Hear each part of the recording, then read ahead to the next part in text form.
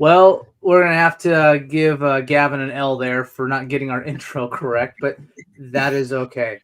Hey, Welcome, everyone. Mariners are playing great right now. They are playing great, so I don't blame them. But this is indeed the Palouse Playbook. So if hope you are ready to be here. We've got Chad, Joel, we got Knowles here. We're going to talk some Cougar football. So I would think we can all agree that if we were sitting here a week ago, we were feeling a lot better about ourselves than we do today. So Chad, let's kind of give you what's your recap of the game? I think it was perfect that Gavin did that. I mean, it lightened the mood a little bit. I was ready to come in guns a-blazing, but Mariners on a huge winning streak, won 11-2 today. That win is as good as it could have gone. So thank you, Gavin, for that, actually. But yeah, I mean, call a spade. That was a terrible game to watch. That was so bad. I mean, especially the first half. 5 turnovers. I think the first 4 series for the defense, they're backed up against the wall. They didn't even get an opportunity. Constantly going back out on the field. So defense was just gassed that first half. You could just tell there was no chance. So just tough overall game to watch. It's like you want to give a game ball to a Coug, or it's really hard. You have to really dive a little too deep, and we're not going to do that today because that scoreboard was pretty poor. It might be on the other sideline. Yeah. What about you guys? How are you feeling? A bit of the same. The only person I want to give a plus, just because I think 2 of those interceptions could have been pick 6, was actually 61. I don't know if you guys realize that the same offensive lineman made both tackles. It was wild. Like, I don't know. Everybody else, you can see that it happens, right? Ball gets turned over and you're so down on the turnover that you start getting lethargic as you're going. I'm like, oh, I guess I'm going to try to reach for a tackle. And I'm like, this might go in. So that'd be the only plus that I could find. But yeah, same as what you said, Chad. It was terrible. Me and my son was the first time my son sat and watched the game with me that long. And I was like, all right, Jake, you got to go, buddy. I was like, he's like, okay. It's like, yeah, it's not the one. You just start thinking soccer's the right football. Right. At least he was getting a lot of offense. I mean, you got to appreciate that in a way. That's true. But which is sad, though, because he wants to be a defensive player. I want to hit people down. Like, well, this is not the game for you to watch. Like, at least from my perspective. The overhit. So that was good. That was probably the only good thing that happened to me. That's awesome. What about you, Nosy? Yeah, I was going to say, if you hit the over, good for you. You didn't need the other team even out there. So, it's, you try to go, what's the positive in this? And I go, it was our 3rd game of the year, and we've had a lot of question marks, I think, as fans kind of wondering what this team is going to be, the identity, the quarterback situations, kind of, you see, the results are good, but is it really, like, you just kind of look like, well, yeah, they're good, but they didn't really. It's just like there was something that was going to break, and I think it broke. I mean, it shattered, disintegrated. And I'm glad it's happening today versus, down the road, because I think there are some really good components to this team. And the biggest question mark we've had is really the quarterback play, and really not so much this game, the quarterbacks definitely, but before this game, it was the decision-making with the quarterbacks. And I think you saw what happens when you see a good team with a really good coach. Shout out Eric Morris, former co-OC, wide receivers coach, destined, I think, for some good things, some great things. You were you needed that. You were going to get punched, and it showed. And I just didn't think to the degree. And I think it's really opened some stuff up. And I think Jimmy, Coach Rogers has kind of talked about, a couple of games I've embarrassed, this and that. It's like, okay, well, okay, where are we at? So while this game was, trying to find a silver lining and this or that, it's, to me, abysmal game, but at least you got it out now. And hopefully that kind of can really, let's answer some questions I think a lot of us feel like we knew the answers to, but you needed to see it. I could be completely off base there, but we'll see. So leading into that, we were going to talk about the good, the bad, and the ugly, but we're going to stop with the bad, because the bad is the quarterback competition Jimmy Rogers is citing he wants to now throw out there leading up to the Apple Cup, which is finally in Pullman for the first time in 2 years. But I'll digress there. Chad, what's your good and ugly? Yeah, totally agree with you on the bad. It's a tough one. We'll talk later on that. But the good, and you brought him up, Eric Morris. And I hate giving a good to the other team, but the way I look at it, former Coug in a way. So it's the closest I can get to a good in this game. And I mean, it's really is like we're looking ourselves in the mirror almost from a few years ago or even last year. I mean, Eric Morris is the guy who brought in Cameron Ward and from Incarnate Word, and then later recruited John Mateer. So it just says a lot about him as a coach, him as a player evaluator, as coming up with a scheme that did really well against us. We didn't have a single answer really until we started making a change at the QB position in the second half when we were all waiting for that. So I guess like my A is Eric Morris, my 1B Zevi coming in and really slowing things down for us in a way. I think that was huge. I mean, going 7 of 10. Really nice to see. Only got outscored by 10 points in the second half. You feel like if you're playing, you can start all over again. You just had Zevi going from the fourth quarter on. Could have been a completely different ball game, I felt like. So you never know, but that's what I like to believe. And then just the ugly, I mean, it's just that first half. I mean, it's just you can't really blame it on a single player. You can't blame it on a single play. It was just play in, play out. It was just tough to watch. But I think the biggest takeaway you can have if I'm Coach Rogers is just how did my guys react to it? Were they hanging their heads or were they going out there and ready to play that next play? So I think that's a big thing in evaluation. I'd rather have that happen earlier in the year than later in the year because you can see the guys that are going to dog it in the fourth quarter when you're down 3 and you need a drive. So we've done it once. We'll do it again. But I feel good about – I still feel good about getting over 5.5 wins on the season. I still feel like there's a lot there to improve on, and we have personnel there to do it. It's just got to get consistency and develop that identity. What about you, Joe? It's funny that you ended it with the word identity because for me, that was a big thing. So I would say for starting with the good, I will, not to cheat, but, I was going to use Zevi as the stance of just like, hey, like he came in, he showed proof of like, hey, this is what stability can look like, right? I was like, I think the biggest thing I'm noticing is that there needs to be trust. And so I feel like so far in that little snapshot of moment, Zevi showed it. I think that was good. I would say the ugly, I mean, it's clear as day. As across the board, just the mistakes and lack thereof of trust. How I see it is like the way that a quarterback will respond that feels nervous to hit is that he doesn't trust his O-line.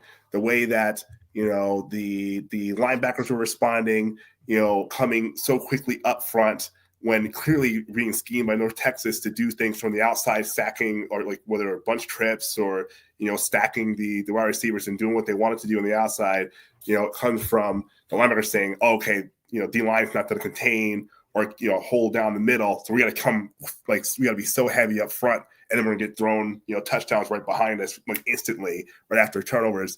You can just see these little sprinkles of moments of like, I got to make the play. No, I got to make the play versus like, hey, I trust you over there. I got my spot. Like you do your job. I do mine. Everything's fine. So I would say that's the ugly for me. It's just seeing right now the lack thereof of identity. Like they are figuring it out. And I'm glad that Jimmy Rogers in interviews was pretty candid. He just said like, no, we don't have an identity yet. And it might not come until closer to the end of the year. We got to figure it out. Like you said, we got to evaluate and look at where we're at and like, what can we improve? What can we control? And yeah, I think that's my concern is like, you can just see inward. There's not a lot of trust, but hopefully they develop it. Yeah, I like that thought. I mean, it kind of just popped in my head too just now. It's like, why did Coach Rogers, and I know we've talked about it before, just going with Potter initially, is it because he was looking beyond this year, just historically taking over a new program? It's hard to have a successful year, but it's building on that. Do you think he just went with Potter because he's the young guy? I'm going to develop him. I'm going to keep him in the program, hopefully. I'm just wondering what you guys' thoughts are on that. Like, am I off base there? That's a good question. No, I think you're spot on. I really do. Joel, you go first. I'll finish up and I'll add my piece. Sure. I mean, it's a good question. I feel like because of how the transfer portal is, probably thinking like, even he spoke. There was a question that was asked of him of like, the freshman, we noticed you started giving some people certain plays. Was that intentional? Was that originally planned? He's like, I want them to start feeling it without, taking the opportunity where they might not be able to redshirt, but want to make sure that they can got to get the feel, know that like, hey, you're an integral part of the team. I do think it's from a recruiting perspective, like, hey, like, don't leave. Maybe that was the original plan with Potter. And I don't know, he's mentioned at some point in the interview who was successful during spring ball, right?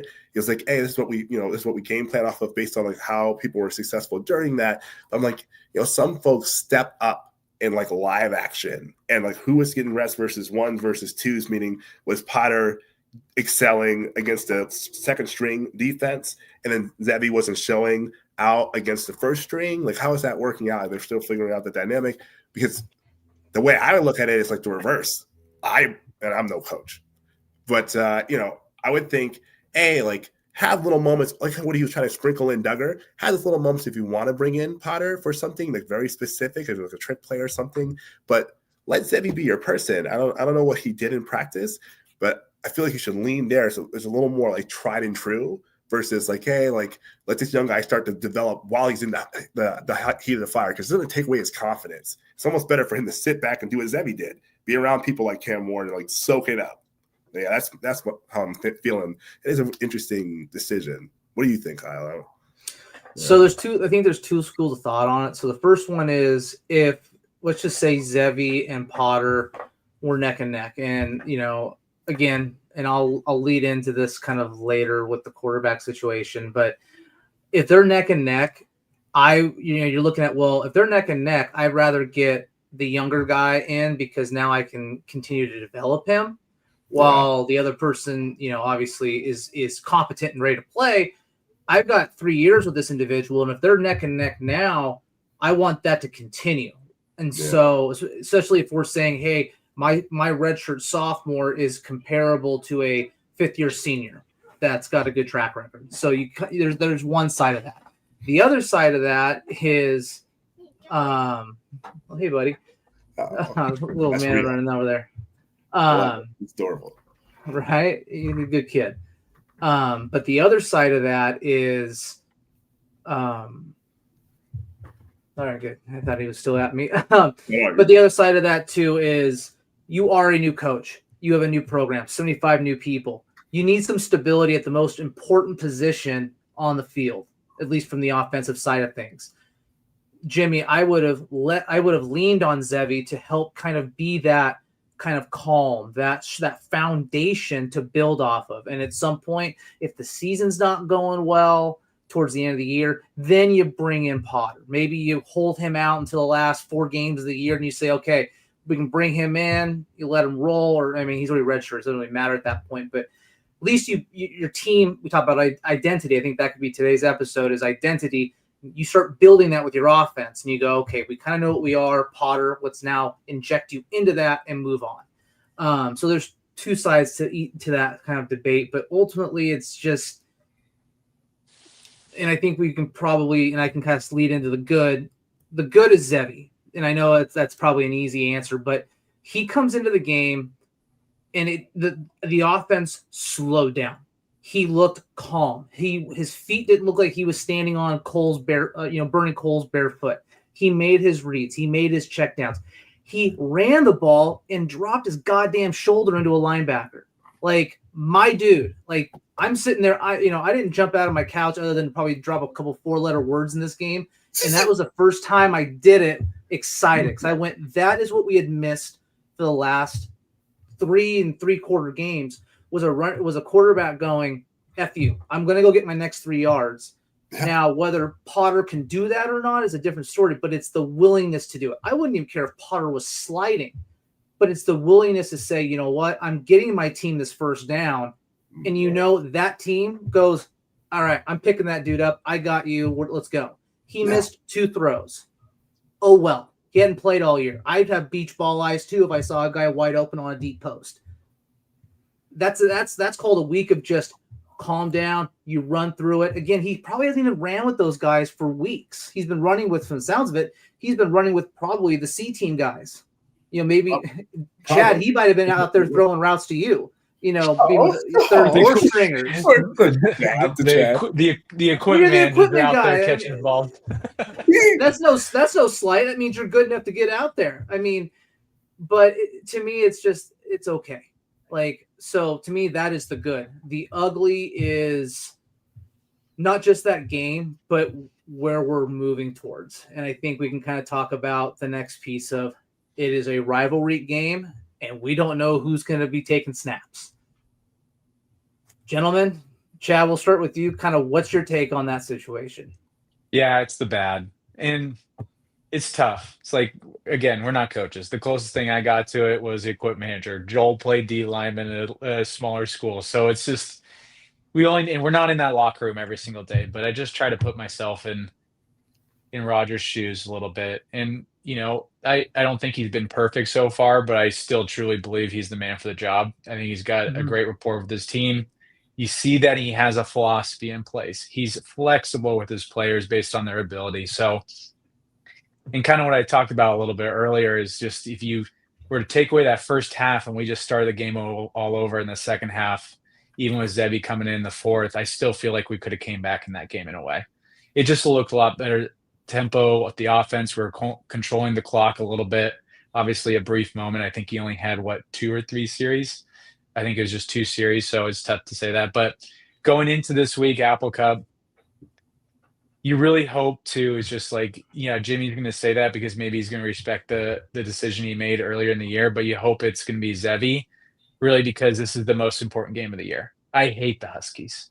I have a lot of friends that are Huskies. I love them almost every single day of the year, other than this coming Saturday. So I generally put my phone on mute, or at least I mute them once I get that first text from them. But yeah, it's an outright war. And I just hope that the players feel that way too. I mean, you got 75 new guys in that locker room. A lot of them don't know the history of this rivalry. So super pumped for it. How do I feel about it? I mean, we're obviously not favorites here. So, but we're in Pullman. We've seen games where we've won in Pullman where we're not the heavy favorites because we go all out in that game. So I just really hope my big call out this week is just to the fans. If you're in Spokane, don't give up on this season because of one loss. We're 2-1. We're fine. Let's just make sure we do what's within our control and show up to the game and be loud for our Cougs. That's my take. I like it. Well, yeah. I'd say for me, yeah, I mean, we beat it like a dead horse, but yeah, the bad is that decision. It is, I guess, publicly letting it be known, it's a competition. But I'm guessing, my guess would be from a coaching perspective, it's hey, I need to light a fire for these young guys. I need them to know nothing is written in stone. I know I've been, communicating one thing about, hey, this is a guy we trust because he's a good game manager. I think that's how he kind of portrayed Potter. And then, reality kind of hit. I mean, I think it's like what you said, Kyle. There was moments before where he slipped, but this busted the seams. I think, North Texas just made it overemphasis, his ability to throw out the back foot, make those mistakes, his hesitation when it comes to RPOs, maybe he actually was supposed to pull the ball. He had the option to do it. And I think now Jimmy saying that, I would say it's probably, it sucks to kind of hear out loud, hey, it's up for grabs for one of the 3 that are willing to take it. But it might have been necessary. He might have thought it was necessary to get them to know, this is real. It's nothing's just given freely. You have to earn it. And because of that, I look at this game as an opportunity now. I need to learn from you guys. I'm gonna be fully honest. I was this Apple Cup. I was trying to talk to Gavin about it earlier today. I was I want to truly own and understand this rivalry. What you were just saying, Chad, beautiful. I'm glad to hear you. I mute the phone because I know people are talking about. I know how my friends are. You know what I mean? Especially in a rivalry spot, they give it to me. Just even from an NFL perspective, all right, easy. I know I'm a Giants fan. Stop. But no, I would say for this moment, I don't know if a win would be a full win. No offense. I want to say hey, let's see if we can outscore this team. I think right now the win should be let's not be as big of a spread as it was against North Texas. Let's prove to ourselves that we do have some fight. right? Let's force UW to not be able to take their first stringers out after, before the halftime. Let's make them have to come in with their first stringers in third quarter because they're like, hey, we don't have enough points up on the board. We need to prove that who we are, where we rank, what have you. That would be a win. It's just to actually have intensity because so far, especially in this last game, but even before it, there's just like a level of apathy. It just seems like when things are going a certain way, they're like, oh man, that kind of sucks. And it's like I don't see within the team that spark plug, that what in the South we call it the cowbell. I don't see that person instead of like, hey, like checking people, hit somebody in the helmet, like, what are we doing, you guys? We need to wake up. Like that needs to happen. And this could be their moment to do that. There could be, hey, like let's force them to see and respect us. No turnovers. You can control that, whether you want to call it safe football or anything like that. But I think a win would literally be like nothing stupid, right? I was like, if we're going to lose because they're better than us, not because we're good at beating ourselves. That would be a win for me. No matter what the scoreboard says, like, hey, we can prove we can hang with them for a bit. Let's show that like other schools should be scared of us. Let's not be the talk of the town. Like, oh, don't worry about them. They're not part of the Pac-12. No, flip that script. Like you said, it's 2-1. You have this one bad blip, but let's prove that we're competitive. That would be my takeaway. Like what I want to see in this game. Not a like, hey, we win, but just like, hey, we can be competitive. We have moxie. Joel, I'm gonna ask you to take a lap. I'm kidding. No, I mean, my blood's boiling. Yeah, no, but I like it. I get it. It's a true, honest kind of evaluation because, and I think 10 years ago, right when the Leach era started, we were just coming off the Paul Wolf era, having that one Apple Cup win. That made the year. It didn't matter. It didn't matter how it happened, that was all that mattered in that season. Maybe I'm getting like, I don't know. We've gotten accustomed, like, I guess, to winning. We have been a winning program here and we've been successful. So, but it sucks even hearing that. Like, I don't want to be at that game. Like, if you blow us out, you blow us out. Like, that is what it is. I mean, we're rebuilding. We're not going to be 0-12, so they can't have anything against us, which is great. We can always throw that in their face. But no, I totally get it. I think being competitive, underlying, I want to be competitive in this game. And to me, the bad is Zevi should be 3 weeks in, first team reps coming into this game, as opposed to maybe even getting a sniff. I mean, I think how Duggar's been put in has been terrible. I don't like how he's been put in. The situations have been bad. He's running with the twos, but now you want him to start throwing.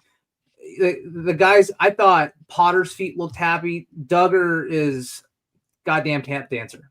Yeah. And he looks great doing it, but that's not what you wanted a quarterback. Not a quarter. I mean, I don't want to sound messed up, but to me, I think he could be, but it's just not. It's just he's not developed there yet. And when they said on the feed, he's slow at processing, I about threw my drink at the TV, and I go, and you have him in a Division I game. Almighty help us all. But that one hurt me because I'm like, well, then what are we doing here? And you've got Zevi, who again had competed for the Heisman Trophy at the FCS level for 2 years.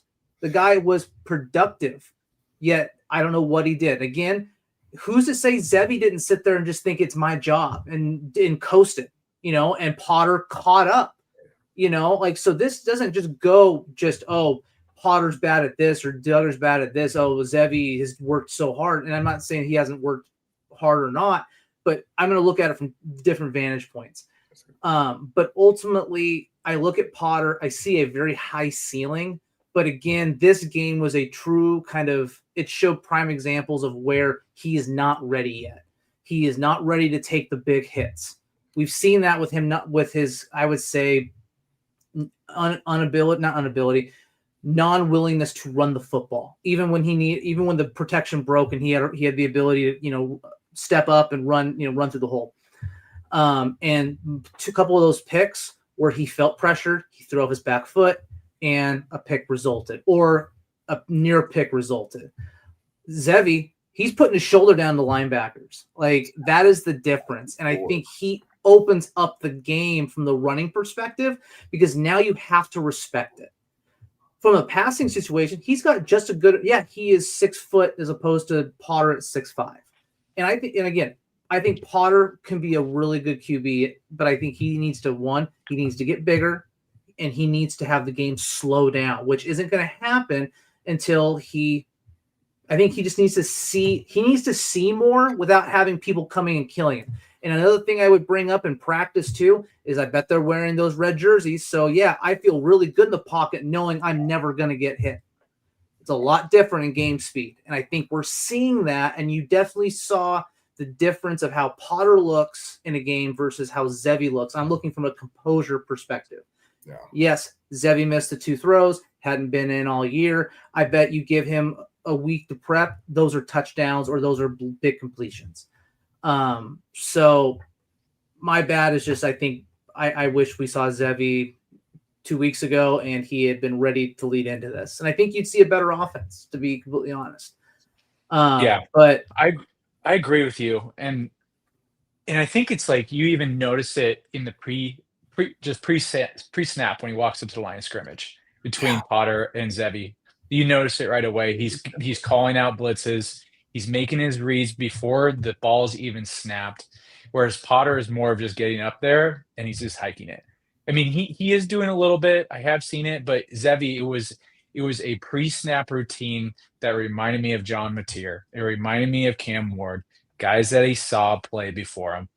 Right. So I think really, like, I know we're kind of beating a dead horse, but I think really when it comes down to it, I think, and I hope, Rodgers can realize this, that a QB can learn a lot from a sideline. Some of the best coaches of all time never even touched the field. Like Mike Leach. And also a lot of really good QBs came up being the backup for multiple years before they got their opportunity. So I think it's good timing to make the switch. We'll probably find out by Thursday. Hopefully it's not a Saturday morning leaked information thing. I hope they have a decision made well before the game, so they can actually that walkthrough that you see on Friday is going to be Zevi taking every single snap there, and we're not wasting time. Time is of the essence. This is the biggest game of the year. We need to act that way. Yeah, pretty fired up though, fellas. I'm excited for this game. I don't know, like the line's 20.5. I get it, and I was thinking when that game was over, I'm like, the line's probably going to at least be 21 to between 21 and 24. So I feel optimistic about beating the spread, and that's just maybe more because I'm a glass half full guy. But looking at big picture, where have teams fallen in the past in history? It's coming off of a bye. UW has a weird bye week 3, and now they're going to come out and play. So I'd be curious to see how they react to that. And just watching them play against Colorado State, and I'm not sure, they had a cupcake game also, I think, week 2. So it wasn't super clean. Defensively, there's nothing special about their defense. So I feel like if we can control the clock, control the line of scrimmage, we don't let the QB get snapped, we let him take his reads, I feel like it could be a pretty complete ball game. I feel good about our defense still. Our secondary is good. And that's where, you can start loading the box a little bit, because you look at UW, like, what's their strength? It's Coleman. Coleman's the dude. He's a first, second round pick. He's a very good football player and a great runner. So if I'm Rodgers and I'm looking at, like, how can we make them, a one-dimensional team, take care of their running game. Say you got to beat our corners. You got to beat our safeties. And I feel like that's the best recipe for this game. I'm not certain we're going to win, but I'm feeling really good about covering that 20.5 point spread. Love it. I love you. And that's yeah. And it's and the thing about rivalry games is, I don't know, I wouldn't bet a rivalry game just because it is it's a different animal. And so I can tell you, I ain't betting on the Huskies to cover. I ain't touching that. No chance. Never bet on the Huskies. Never will. Good man. So I think, that was a good that's a good touch point. Just I think kind of lead into, like, what's your kind of takeaway, or what's your kind of outlook on the Apple Cup? Like, I guess maybe what do you want to see out of the Apple Cup in terms of, offensively and defensively? Yeah, I kind of went into it. I'll let Joel, you can handle that. Yeah. I'll wrangle it. Well, I'll touch on it a little bit. I want to see, you mentioned, like, the handling and controlling the line of scrimmage. I want to see, and I'm clearly biased, I always go this route. I want to see our D-line step up. I want to see them be a little more advantageous with like their strengths. Stack the box, bring your helpers, your solid secondary up to line, and then dare them to throw on you, right? And start trusting each other on the back end. Better contain. And I'm gonna break the fourth wall for a quick second. I know our last episode we had some comments. It was fantastic. Speaking to having disagreement with us, which is good, right? I was like, it's good for folks to disagree. I was like, let's have some conversation, right? It was satisfying. Like, all right, we see people paying attention, and for those that are paying attention, please feel free not only to watch but to subscribe and like. The more activity, we're going to do this as a labor of love for us. But join the journey. This is what we're focused on, right? It's the Cougs, man. I'm becoming a fan. You guys are naturally fans, right? Like, we're doing this. The comment about the size of our D line, because I probably made some comments about whether or not we're more stout in the middle. I will say this: when I played, there's very select moments of the year when measurements would happen. So typically happen far before the season starts, typically before training, spring training. And what would happen is you get to do a couple of things. You get to be advantageous. You're not walking up, in your undies to weigh in. And you're not taking your shoes off to measure height. And put that real clear, because you do want to show your competition when they look at roster. We're some beefy boys, right? We got some weight, and sometimes that weight might be transported by others to you. They might just change some digits. That was very common. Just doing the eye test. Maybe a 10-pound weight in the pocket. Yes. Like, I didn't realize I had that in these pants. I guess I'm getting on the scale. You know what I mean? So that happened very often. And just, does this sound weird? I'm going to do something real quick. We didn't plan this. Kyle, I'm going to make a guess real quick as I look at you, sir. I was like, how tall are you? Can you let me ask you? This will help me a little bit. 6 foot on a good day. 6 foot on a good day. I hear that, brother. I hear that. I've been supposedly 6'1" for a long time. That I got recently measured. Like, I shrunk or I've been lying through football for a long time. I guess I'm 6 foot too. So there you go. But if I had to guess it, looking at you, brother, I would say you're probably at least north of 160, maybe 170. Would that be fair? Yeah. Very north, like North Pole. Yeah, you're good. Right? Right? And Chad, if I had to do the same for you, brother, how tall are you? If you don't mind me putting you on the spot. 5'11" and a half. There you go. Hey, nothing wrong with that. Hey, we're all in the stratosphere. We're up there. Looking at with you, shoes on. Right, with the shoes on. He's like, right in my Air Forces or something. I don't know. I would say, looking at you, I probably would guess probably at least north of maybe 180 or so. Would that be fair to say? 195. Right? Okay, see. So it seems weird. I do this weird thing where I used to look at folks from a distance on the field and be like, this person weighs this much. And it's not just as someone you're seeing someone walk past a ref or all that. It's when you see people go in contact with someone else that is a certain weight. And you're like, that person's on skates. So I'm just going to tell you guys, look at our D tackles. We can say that they're in 300s. You can say it. I'm going to say when I look at them, no one's north of 285. I would say that. And it might not seem like a big difference, but I was a tiny D end when I played. I on the stat sheet, I looked like I was 255. In reality, I probably at most was 240. I might have been 235, depending on how training camp went. So, yeah, it shows up. It showed up in some of these games, and so in this game, to bring it back, I would love to see our D line just be a little smarter. I mean, it looks like they're starting to do what you call stunt games, right? Like they're starting to do twists and stuff like that to try and take advantage of their ability to move sideways versus moving forward. That's great. But also just play tight to the ball and attack half a man. You guys might have heard something like that before, right? But it's making sure that you're not doing this and somebody's competing with their weight. That's your weight that's not there, but getting that long arm. So you can stay at least within the range. You're not 3-4 yards backwards. I want to see some of that, and they could do that against this O-line. Phenomenal. That would be a win. So that's my piece. No, yeah. I mean, I liked how you finished that too. And it's you look at where we were at our best. It was week 2, and we were rotating our defensive ends, and everybody had a little piece of the pie when it came to a sack. So you'd like to see something like that. Yeah. And we got FYI, we have two. Based on our roster, we have two defensive linemen that are above 300 pounds. One of them is one's 340, one's 301. That's Lamb.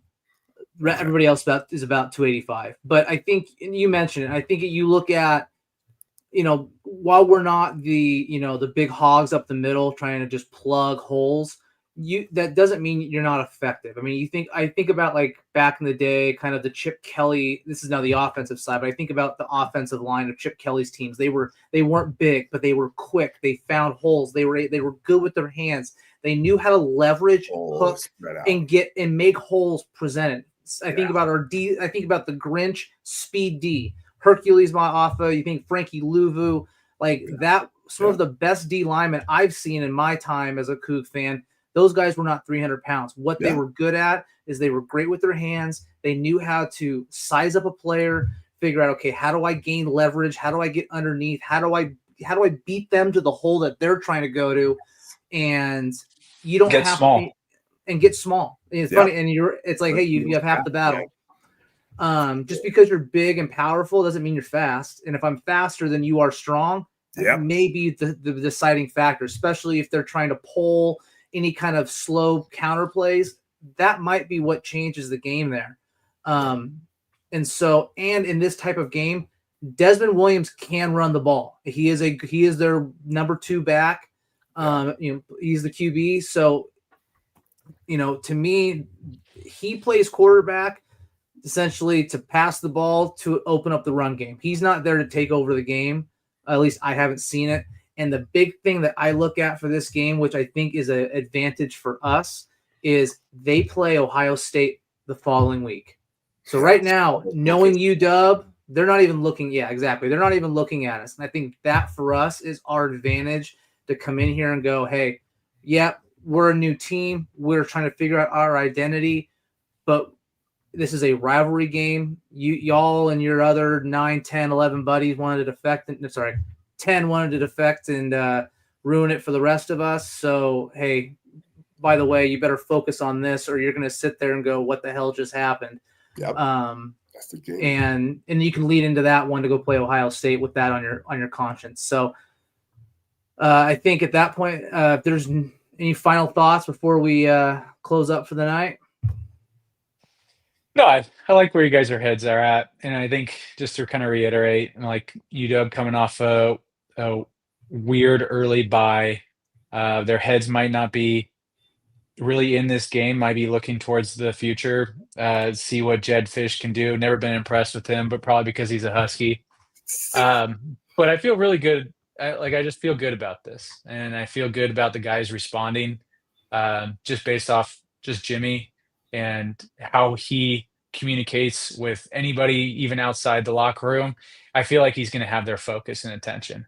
I know the guys are hungry. They're ready to, prove themselves that, we are a good football team. We can hang with good teams. So I think that's the biggest thing is just keep it close, play hard, break some noses, Cougs. Break some noses. I want to see it.